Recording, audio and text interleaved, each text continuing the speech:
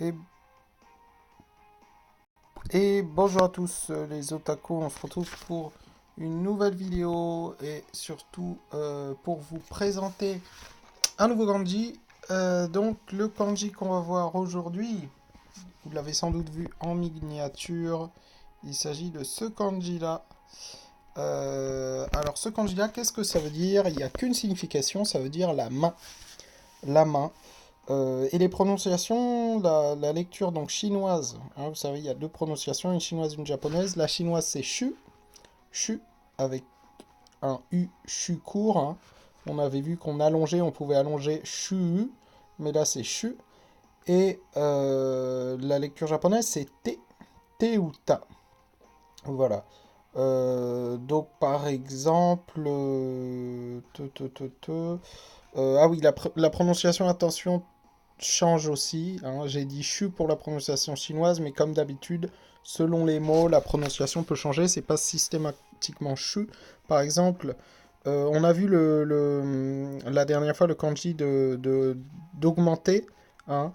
Euh, Augmenter, quand la carte augmente l'attaque ou quelque chose comme ça, c'était ue, hein. La lecture chinoise, c'était jo, jo. Là, par exemple, si vous le mettez avec ce kanji-là, ça se prononce Jozu. Jozu. Hein, c'est pas Joshu, attention. Et si vous le mettez avec un autre kanji, ça se prononce Heta. Vous voyez, donc Jozu, ça veut dire bon. Heta, ça veut dire mauvais.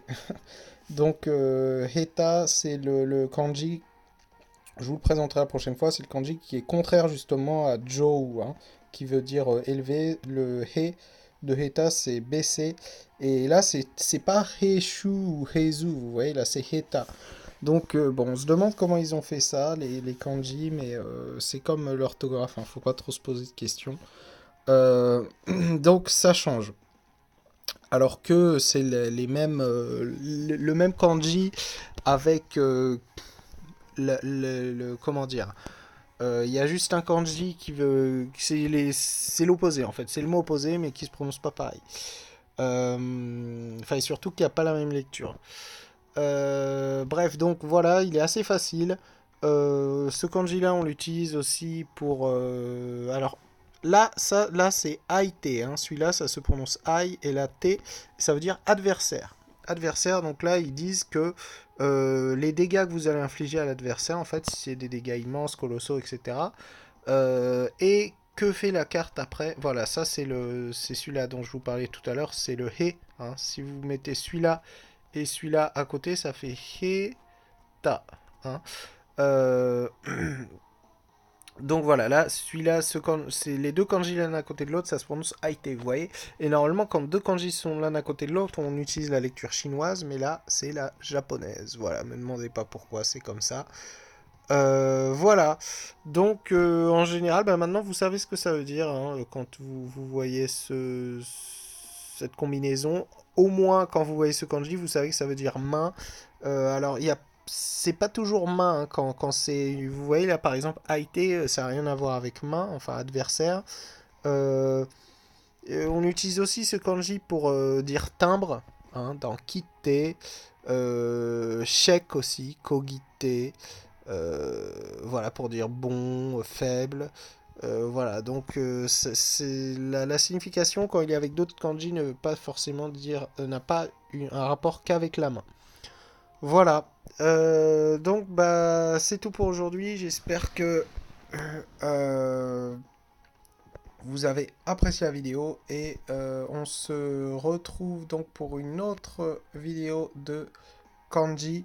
Ah oui, je voulais aussi vous dire, tant que j'y suis, si vous voulez mieux comprendre et étudier les kanji, achetez le Kanji Tokana. C'est un kanji, c'est un livre bleu en fait, qui s'appelle Kanji Tokana, où il y a les 2000 caractères réunis et vous pouvez trouver les kanji à chaque fois que je vous présente. Ce qui est bien aussi, c'est qu'il y a les hiragana et les katakana, donc vous pourrez les étudier aussi, hein, les hiragana et les katakana. Avec en plus, comment,